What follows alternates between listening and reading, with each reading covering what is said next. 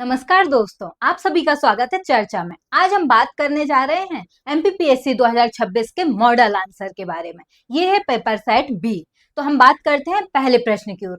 आर्थिक सर्वेक्षण 2024-25 के अनुसार सतत विकास लक्ष्य 9 में मध्य प्रदेश का वर्ष 2023-24 का स्कोर क्या था? तो यह है 39, मतलब आंसर सी। अब बात करेंगे 2 फरवरी 2025 में शुरू की गई मध्य प्रदेश औद्योगिक संवर्धन नीति 2025 में कितने क्षेत्र विशिष्ट रणनीतियां शामिल की गई हैं? तो इसका आंसर है बी, मतलब 10। अब आगे बात करेंगे हम कि हाल के वर्षों में भारत में कृषि क्षेत्र ने चुनौतियों के बावजूद सहनशीलता का प्रदर्शन करते हुए वित्तीय वर्ष 2017 से 2023 तक सालाना वृद्धि की है, वो लगभग कितनी है? तो ये है 5%। अब बात करेंगे चौथे प्रश्न की ओर। मध्य प्रदेश में पेटेंट फाइलिंग में 2018-19 से 22-23 की अवधि में कितनी वृद्धि प्रदर्शित हुई है? तो यह है 230%, मतलब आंसर ए। अब बात करते हैं हम पांचवें प्रश्न की ओर। दिसंबर 2024 के अंत तक भारत का विदेशी मुद्रा भंडार क्या था? तो यह है 640 मिलियन अमेरिकी डॉलर। अब बात करेंगे प्रश्न 6 की। राष्ट्रीय वायरल हेपेटाइटिस नियंत्रण कार्यक्रम का उद्देश्य किस वर्ष तक वायरल हेपेटाइटिस सी को समाप्त करना है? तो यह है आंसर डी, मतलब 2030 तक। अब प्रश्न आता है 7वां। कॉन्फेडरेशन ऑफ इंडिया इंडस्ट्री की फरवरी 2025 में प्रकाशित रिपोर्ट के अनुसार मध्य प्रदेश के दवा क्षेत्र का सकल स्थिर पूंजी निर्माण क्षेत्र में कितना भारत का अंश है? तो इसका आंसर अभी प्राप्त नहीं हुआ है। अब हम बात करते हैं 8वें प्रश्न की ओर। मध्य प्रदेश आर्थिक सर्वेक्षण 2024-25 के अनुसार मध्य प्रदेश में सौर ऊर्जा की क्षमता अक्टूबर 2040 तक कितनी थी? तो ये है 61,660 मेगावाट, मतलब आंसर डी है। अब हम बात करेंगे मध्य प्रदेश के आर्थिक सर्वेक्षण 2024-25 के अनुसार एक जिला एक उत्पाद में कृषि संबंधी 6 प्रमुख उत्पाद हेतु कौन सा जिला सम्मिलित नहीं है? तो ये है ग्वालियर। भारतीय रिजर्व बैंक का वित्तीय समावेशन सूचकांक मार्च 2024 क्या था? यह है 64.2, मतलब आंसर ए। अब बात करते हैं 11वें प्रश्न की ओर। मलखम्ब खेल के लिए मध्य प्रदेश सरकार द्वारा दिया जाने वाला पुरस्कार कौन सा है? यह है आंसर ए, प्रभास जोशी खेल पुरस्कार। अब 12वें प्रश्न की ओर हम चलते हैं। मोहन नागर को वर्ष 2026 में पद्मश्री सम्मान किस क्षेत्र में उत्कृष्ट योगदान के लिए प्रदान किया गया? यह पर्यावरण संरक्षण, मतलब आंसर डी। अब बात करेंगे हम 13वें प्रश्न की ओर। भारत सरकार के संस्कृति विभाग के अंतर्गत साहित्य अकादमी द्वारा 30 मार्च से 4 अप्रैल 2026 तक आयोजित साहित्योत्सव 2026 की थीम क्या रखी गई थी? तो यह फेस्टिवल ऑफ लेटर्स। अब 14वें प्रश्न की ओर हम बात करते हैं। उपभोक्ता मूल्य सूचकांक का नया आधार वर्ष किसे बनाया गया है? तो यह है आंसर डी, मतलब 2024। अब आते हैं हम प्रश्न 15 पर। वित्तीय वर्ष में योगदान के लिए 2026 में पद्म भूषण अवार्ड किसे प्रदान किया गया? तो यह है उदय कोटक जी को, मतलब आंसर बी। अब 16वें प्रश्न की ओर हम आते हैं। तो सुमन सखी चैटबोट किस क्षेत्र में डिजिटल पहल का उदाहरण है? तो यह है आंसर बी, मतलब स्वास्थ्य के क्षेत्र में। अब 17वें प्रश्न की ओर हम आते हैं। तो संयुक्त राष्ट्र द्वारा वर्ष 2025 में अंतरराष्ट्रीय वर्ष के रूप में किसे घोषित किया गया है? तो यह है अंतरराष्ट्रीय सहकारिता वर्ष, मतलब 17 का आंसर है डी। अब 18वें प्रश्न की ओर हम आते हैं। स्वस्थ नारी सशक्त परिवार अभियान का शुभारंभ प्रधानमंत्री द्वारा कहां से किया गया? तो यह है धार, मतलब आंसर है 18 का सी। अब आते हैं हम 19वें प्रश्न की ओर। 14 फरवरी 2026 को सर्जियो गौर ने भारत के किस देश के राजदूत के रूप में कार्यभार संभाला है? तो यह है आंसर बी, मतलब संयुक्त राष्ट्र या अमेरिका के रूप में। तो 19वें प्रश्न का आंसर हो जाएगा बी। अब 20वें की ओर चलते हैं। तो 2026 का महिला T20 वर्ल्ड कप किन देशों द्वारा आयोजित किया जाएगा? तो यह है इंग्लैंड और वेल्स, मतलब आंसर सी है आपका 20वें का। अब आते हैं 21वें प्रश्न की ओर। 2011 की जनगणना के अनुसार कमार जनजाति की जनसंख्या मध्य प्रदेश में कितनी है? तो यह है आंसर सी, 666। अब 22वें प्रश्न की ओर हम आते हैं। ट्राइवेट की स्थापना किस वर्ष में की गई? तो 22वें का आंसर है बी, मतलब 1987 में। अब आते हैं 23वें प्रश्न की ओर। 2024-25 में अनुसूचित जनजाति के विद्यार्थियों को विदेश में शिक्षा प्राप्त करने के लिए क्या आयु सीमा निर्धारित की गई है? तो ये आय सीमा है 6 लाख, मतलब 23वें प्रश्न का आंसर है ए। अब 24वें प्रश्न की ओर हम चलते हैं। तो जो सन 2011 की जनगणना के अनुसार मध्य प्रदेश में कितनी जनजातियां थी? तो यह है आंसर ए, मतलब 46। अब आते हैं हम 25वें प्रश्न की ओर। नेतम शब्द का संबंध किससे है? तो यह है टोटम शब्द से संबंधित। तो 25वें का आंसर हो जाएगा बी। 26वें प्रश्न की ओर हम चले तो आदिवासियों का परंपरागत संगीत गुदम बाजा निम्न में से मध्य प्रदेश के किस जिले से संबंधित है? तो ये शहडोल और मंडला दोनों से संबंधित है, तो ये प्रश्न विवादित हो जाता है, तो आंसर ए और सी दोनों सही माने जाएंगे। तो अब हम आते हैं 27वें प्रश्न की ओर। सन 2011 की जनगणना के अनुसार मध्य प्रदेश में देश की अनुसूचित जनजाति की जनसंख्या का कितना प्रतिशत था? तो यह है 14.69%, मतलब 27वें का प्रश्न का आंसर है डी। अब बात करते हैं 28वें प्रश्न की ओर। गौंड जनजाति में शब्द बारी का संबंध किससे है? तो ये संबंध है खेती से, तो 28वें का आंसर हो जाएगा बी। अब 29वें प्रश्न की ओर हम चलते हैं। इंदल पूजा का संबंध मध्य प्रदेश में किस जनजाति से है? तो इसका आंसर होगा बारेला, मतलब 29 का ए आंसर होगा। अब 30वें प्रश्न की ओर हम चलें तो संविधान की किस अनुसूची के प्रावधान के अनुसार राज्यों में जनजातीय सलाहकार समिति का गठन किया गया है? तो ये है 5 बी, मतलब कि तीसरे का आंसर हो जाएगा सी। अब 31वें प्रश्न की ओर हम आते हैं। वैदिक साहित्य में सभा और समिति को किस देवता की दो पुत्रियां कहा गया है? तो ये कहा गया है प्रजापति की पुत्रियां, मतलब 31वें का आंसर हो जाएगा बी। अब 32वें प्रश्न में आते हैं तो भारतवर्ष का उल्लेख किस अभिलेख से प्राप्त होता है? तो ये हो जाएगा अपना खारबेल का हाथी गुफा अभिलेख से। अब बात करें तो कृष्ण और बलराम का अंकन किस हिंदी अवन शासक की मुद्राओं पर मिलता है? तो 33वें का आंसर आ जाएगा अपना अगोथिलियस की ओर, तो आंसर है सी। अब 34वें की बात करें तो द सीक्रेट डॉक्ट्रिन की लेखिका या लेखक कौन है? तो ये है ब्लाविस्की। अब बात करते हैं हम 35वें प्रश्न की ओर। 1918 में संयुक्त प्रांत किसान सभा की स्थापना निम्न में से किसके द्वारा की गई थी? तो ये हो जाएंगे इंद्र नारायण द्विवेदी जी, मतलब 35वें का आंसर हो जाएगा सी। अब 36वें प्रश्न की ओर हम चलते हैं तो बंगाल में तेभागा आंदोलन कब प्रारंभ हुआ था? तो तेभागा आंदोलन सितंबर 1946 में प्रारंभ हुआ था, तो 36वें का आंसर हो जाएगा ए। अब 37वें प्रश्न की बात करें तो चारों आश्रमों का उल्लेख सर्वप्रथम किस ग्रंथ में मिलता है? तो ये हो जाएगा अपना जाबालोपनिषद में, तो 37वें का आंसर हो जाएगा बी। अब 38वें प्रश्न की बात करें तो प्राचीन संस्कृत साहित्य के अनुसार निम्नलिखित मसालों में से किसे यवन प्रिय कहा जाता था? तो यवन प्रिय कहा जाता था काली मिर्च को, तो 38वें का आंसर हो जाएगा सी। अब बात करते हैं 39वें प्रश्न की ओर। तो निम्नलिखित में से कौन एक आलवार संत नहीं थी? तो ये थी अंडाल। अब 40वें प्रश्न की बात करें तो द फिलोसॉफी ऑफ बॉम्ब किसके अनुरोध पर भगवती चरण बोहरा ने तैयार किया था और हर मुद्दे पर उसकी चर्चा की थी? तो ये थे चंद्रशेखर आजाद, तो 40वें का आंसर हो जाएगा डी।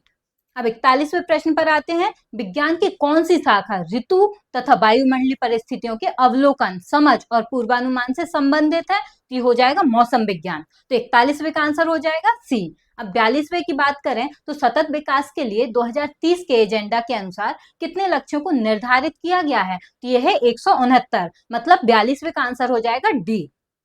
अब आते हैं हम 43वें प्रश्न पर। तो चंद्रयान 3 को कहां से प्रक्षेपित किया गया और इसके लैंडिंग स्थल की विशेषता क्या थी? तो ये था सतीश धवन अंतरिक्ष केंद्र श्रीहरिकोटा, और ये था चंद्रमा के दक्षिणी ध्रुवीय क्षेत्र के पास, तो ये क्या हो जाएगा 43वें का ए आंसर। अब 44वें की बात करें तो इंटरनेशनल हीट वेव वर्कशॉप 2026 का आयोजन कब हुआ था? तो यह हुआ था 11-12 फरवरी 2026 में, तो 44वें का आंसर हो जाएगा सी। अब बात करते हैं 45वें प्रश्न की। तो CSIR राष्ट्रीय भूभौतिकी अनुसंधान संस्थान किस शहर में स्थित है? तो ये है हैदराबाद में स्थित, तो इस तरह 45वें का आंसर हो जाएगा ए। अब 46वें की करें तो नमूना पंजीकरण प्रणाली के अनुसार भारत में 2020 में 5 वर्ष से कम आयु के शिशुओं में मृत्यु दर क्या रही है? तो ये रही है 32, मतलब कि 46वें का आंसर हो जाएगा बी। अब 47वें प्रश्न की बात करें 1980 के दशक के प्रारंभ में प्रक्षेपित वह कौन सा भारतीय संचार उपग्रह था जो इनसैट श्रृंखला का पहला पूर्णतः कार्यशील उपग्रह बना और भारत की दूरसंचार एवं प्रसारण सेवाओं का सुदृढ़ किया था? तो ये था इनसैट 1B, जो 30 अगस्त 1983 को हुआ था, तो 47वें का आंसर हो जाएगा बी। अब 48वें प्रश्न की ओर आगे बढ़ते हैं। तो जून 2025 में ग्रुप कैप्टन शुभांशु शुक्ला ने भारत की अंतरिक्ष यात्रा में एक बड़ा मील का पत्थर हासिल किया, इतिहास रच दिया। यह ऐतिहासिक उपलब्धि क्या रही है? तो यह रही है कि वह अंतरराष्ट्रीय अंतरिक्ष स्टेशन पर कदम रखने वाले पहले भारतीय बने और मिशन पायलट के रूप में काम किया। अब बात करते हैं 49वें प्रश्न की ओर। तो मानव मस्तिष्क का कौन सा भाग तापक्रम नियंत्रण के लिए उत्तरदायी होता है? तो ये होता है हाइपोथैलेमस, तो 49 का क्या हो जाएगा सी। अब 50 प्रश्न की ओर बात करते हैं। यदि माता पिता दोनों में से एक सिकल सेल रोग वाला है और एक सिकल सेल रोग वाहक वाला होगा, तो उनके कितने प्रतिशत बच्चे सिकल सेल रोग वाहक के हो सकते हैं? ये होता है 50%, मतलब 50 का आंसर हो जाएगा बी। अब बात करते हैं 51वें प्रश्न की ओर। कंप्यूटर में बायोस का मतलब क्या होता है? ये होता है बेसिक इनपुट आउटपुट सिस्टम, तो 51 का उत्तर हो जाएगा बी। अब बात करेंगे हम 52वें प्रश्न की ओर। आर्टिफिशियल इंटेलिजेंस शब्द का प्रयोग सर्वप्रथम किसके द्वारा किया गया था? तो ये है जॉन मैकार्थी के द्वारा, तो 52वें का उत्तर हो जाएगा डी। अब 53वें प्रश्न की ओर बढ़ते हैं। एलईडी एक डिजिटल डिस्प्ले है जिसका उपयोग कैलकुलेटर, घड़ियों आदि में किया जाता है। एलईडी का मतलब क्या है? तो ये हो जाएगा लाइट एमिटिंग डायोड, तो 53 का आंसर हो जाएगा सी। अब 54वें प्रश्न पर आते हैं। ई अनुज्ञा एक ई गवर्नेंस प्रणाली है जो अनापत्ति प्रमाण पत्र प्रदान करती है, तो किसके क्षेत्र में करती है? फसलों के मध्य प्रदेश से बाहर आवाजाही को, तो ये हो जाएगा 54वें का आंसर ए।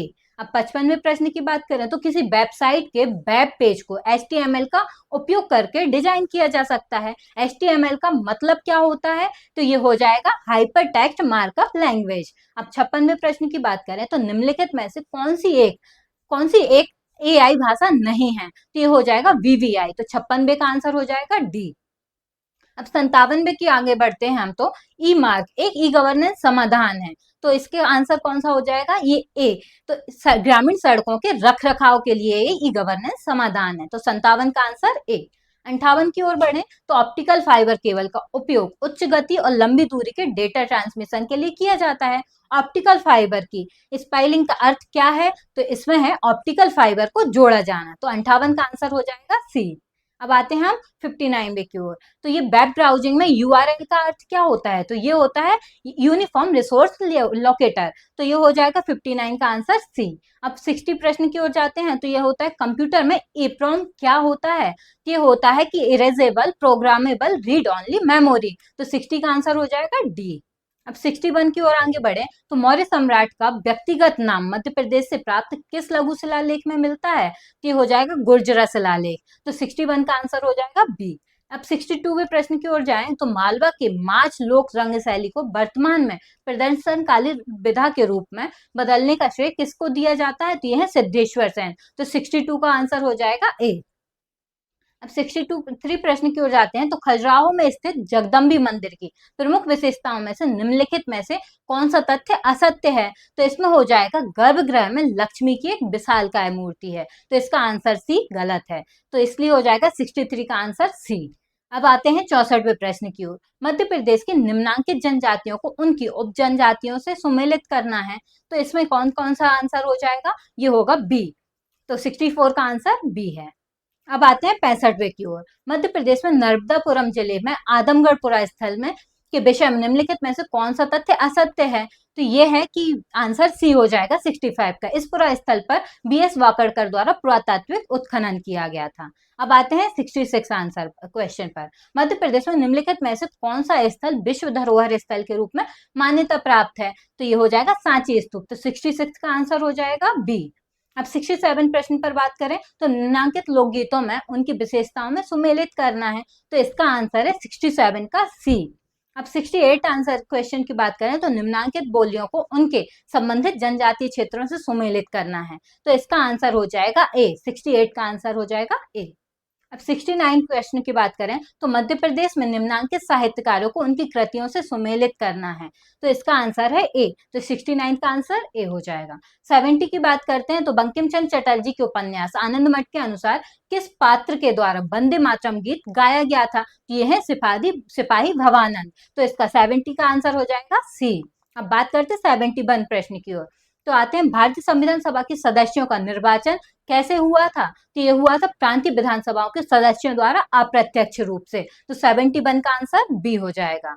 72 प्रश्न पर आते हैं तो निम्नलिखित में से किस कार्य के निष्पादन में लोकसभा और राज्यसभा को समान अधिकार प्राप्त है? तो ये हो जाएगा संविधान संशोधन विधेयक पारित करना, मतलब 72 का आंसर हो जाता है डी।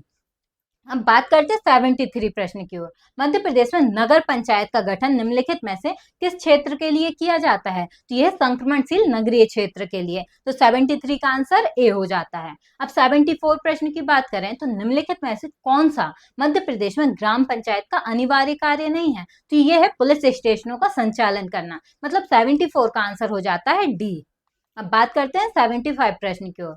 तो निम्नलिखित में से किस आयोग को एंग्लो इंडियन समुदाय के अधिकारों और हितों की रक्षा के लिए विशेष दायित्व दिया गया था? तो यह है राष्ट्रीय अनुसूचित जाति आयोग। तो ये हो जाएगा 75 का आंसर ए। अब 76 प्रश्न की ओर आते हैं। तो राज्य के नीति निर्देशक सिद्धांत से संबंधित भाग 4 में 42वें संविधान संशोधन अधिनियम द्वारा निम्नलिखित में से कौन सा अनुच्छेद नहीं जोड़ा गया था? ये हो जाएगा 43 बी। तो 73 का आंसर हो जाता है सी। अब 77 प्रश्न पर आते हैं। तो उच्चतम न्यायालय के न्यायाधीशों की सेवा शर्तें संविधान के किस अनुच्छेद द्वारा निर्धारित हैं? तो ये होती है एक आर्टिकल 124 2 के द्वारा निर्धारित। तो 77 का आंसर हो जाता है डी। अब बात करते हैं 78 प्रश्न की ओर। तो मध्य प्रदेश विधानसभा के सत्रों के विषय में निम्नलिखित में से कौन सा कथन असत्य है? तो विधानसभा अध्यक्ष विधानसभा के अधिवेशन को समाप्त करते हैं, ये कथन असत्य है। तो 78 का आंसर हो जाता है यहाँ डी। अब 79 प्रश्न पर हम चलते हैं। तो मध्य प्रदेश के राज्यपाल के बारे में निम्नलिखित में से कौन सा कथन सही नहीं है? तो ये है कि राज्यपाल को उच्च न्यायालय के न्यायाधीशों की नियुक्ति करने की शक्ति प्राप्त है। तो 79 का आंसर हो जाता है यहाँ बी। अब 80वें प्रश्न पर हम चलें। तो संसद के संविधान संशोधन के अधिकार को प्रथम चुनौती निम्नलिखित में से किस केस के द्वारा प्राप्त हुई थी? तो यह है शंकरी प्रसाद केस। 80वें प्रश्न का उत्तर हो जाएगा यहाँ पर डी। अब 81वें प्रश्न पर आते हैं। कुमाऊं हिमालय का सबसे ऊंचा शिखर कौन सा है? तो यह है नंदा देवी। तो 81वें प्रश्न का उत्तर हो जाएगा यहाँ पर बी। अब 82वें प्रश्न पर आएंगे। तो दिए गए कथनों के आधार पर नीचे दिए गए कूट से सही उत्तर को चुनना है हमें। तो इसका आंसर हो जाता है यहाँ पर डी। तो 82वें का उत्तर है यहाँ डी।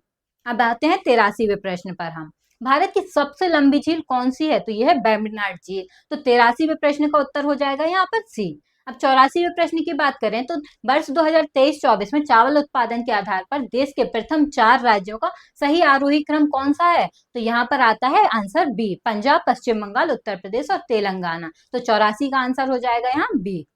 अब बात करें 85वें प्रश्न की ओर। तो भारतीय खनिज वर्ष पुस्तक 2022 के अनुसार मैग्नीज के उत्पादन में कौन सा राज्य देश में द्वितीय स्थान पर था? तो ये है महाराष्ट्र। तो 85वें का उत्तर हो जाएगा सी। अब 86वें प्रश्न की बात करें। तो 2011 की जनगणना के अनुसार देश में किस राज्य की जनसंख्या घनत्व न्यूनतम था? तो ये था अरुणाचल प्रदेश। तो 86वें का आंसर हो जाता है यहाँ पर सी। अब 87वें प्रश्न की ओर हम आगे बढ़ते हैं। तो अक्टूबर 2025 में किस प्रचंड चक्रवाती तूफान ने भारत के पूर्वी तटीय भागों को प्रभावित किया था? तो ये था मोन्था चक्रवात। तो 87वें का आंसर हो जाता है यहाँ पर सी। अब 88वें प्रश्न की बात करें। तो निम्नलिखित में से कौन सी नदी का प्राचीन नाम अस्कनी था? तो ये था चेनाब का नाम। तो 88वें का प्रश्न का उत्तर हो जाएगा यहाँ पर बी। अब आते हैं 89वें प्रश्न की ओर। भारत वन स्थिति रिपोर्ट 2023 के अनुसार राज्यवार वनों के अंतर्गत क्षेत्र में देश के शीर्ष 3 राज्य कौन से हैं? तो ये है मध्य प्रदेश, यहाँ पर आ जाएंगे मध्य प्रदेश, अरुणाचल प्रदेश और छत्तीसगढ़ है। चूंकि तीसरे नंबर पर इसमें छत्तीसगढ़ नहीं दिया है या फिर दूसरे पर अरुणाचल नहीं दिया, तो अभी हम सी नंबर को उचित मानते हैं। तो इस तरह 89 का आंसर अभी पर हम सी लेते हैं। अब 90वें प्रश्न की ओर हम बात करते हैं। तो दिसंबर 2025 तक नवीकरणीय ऊर्जा की स्थापित क्षमता में निम्नलिखित राज्यों का सही आरोही क्रम कौन सा है? तो ये हो जाएगा आंसर बी। तो 90 का आंसर बी, कर्नाटक, महाराष्ट्र, राजस्थान और गुजरात। अब 91वें प्रश्न की ओर हम आगे बढ़ते हैं। जनगणना 2011 के अनुसार जिलों का दशक 2001 से 11 में जनसंख्या वृद्धि का सही अवरोही क्रम क्या था? तो यह था आंसर सी, भोपाल, इंदौर, भोपाल और ग्वालियर। तो 91 का आंसर हो जाता है यहाँ पर सी। अब 92वें प्रश्न की ओर बात करें। तो डोंगला मीन टाइम को भारतीय खगोलविद द्वारा एक मानक समय के रूप में स्थापित करने की दिशा में शोध किए जा रहे हैं। डोंगला ग्राम मध्य प्रदेश के किस जिले में स्थित है? तो ये है उज्जैन में। तो 92 का आंसर यहाँ हो जाता है बी। अब 93वें प्रश्न की ओर हम आगे बढ़े। तो वर्ष 2021-22 में दालों के उत्पादन में भारत में मध्य प्रदेश का कौन सा स्थान था? तो ये था प्रथम स्थान। तो यहाँ 93 का आंसर हो जाएगा ए। अब 94वें प्रश्न की ओर हम आगे बढ़े तो चंबल बेसिन में निम्नलिखित में से कौन सी मिट्टी पाई जाती है? तो यह जलोढ़ मिट्टी। तो 94वें प्रश्न का उत्तर हो जाता है यहाँ पर सी। अब 95वें प्रश्न की बात करें तो अलीगढ़ की पहाड़ियां कहाँ पर स्थित है? ये पश्चिमी सतपुड़ा में है। इस प्रकार 95वें प्रश्न का उत्तर हो जाएगा ए। अब 96वें प्रश्न पर हम आते हैं, सूची 1 को सूची 2 से सम्मिलित करना है। तो चंबल बेलन, टोस्ट, पार्वती, नर्मदा, गंभीर और क्षिप्रा तवा। तो इसमें क्या आंसर हो जाएगा? आंसर सी हो जाता है यहाँ पर, 96 का आंसर सी। अब 97वें प्रश्न की ओर हम आगे बढ़े तो मध्य प्रदेश के उत्तर पश्चिम भाग में वर्षा की परिवर्तनशीलता अधिक होने का कारण क्या है? यहाँ वर्षा का कम होना। तो आंसर ए हो जाएगा। तो फिर 97 का आंसर हो जाता है यहाँ पर ए। अब 98 प्रश्न पर हम आगे बढ़े तो बालाघाट का बैहर पठार किस खनिज के संचय के लिए प्रसिद्ध है? तो ये हो जाएगा बॉक्साइट के लिए। तो 98 का आंसर है यहाँ पर डी। तो अब 99 प्रश्न पर हम आगे बढ़ते हैं, सूची 1 को सूची 2 से सम्मिलित कीजिए। तो सम्राट अशोक सागर परियोजना सोन, बाण सागर परियोजना पार्वती, हरसी परियोजना नर्मदा, ओंकारेश्वर परियोजना हलाली। तो इसका आंसर है सी। तो 99 का आंसर हो जाता है यहाँ पर सी। मध्य प्रदेश में पहला शक्कर कारखाना कहाँ स्थापित हुआ था? तो ये यहाँ पर है जावरा। तो 100वें प्रश्न का आंसर क्या हो जाएगा? ये डी। आप इसी तरह के इंफॉर्मेटिव वीडियोस के लिए आप हमारे यूट्यूब चैनल, टेलीग्राम चैनल और इंस्टाग्राम चैनल पर आ सकते हैं।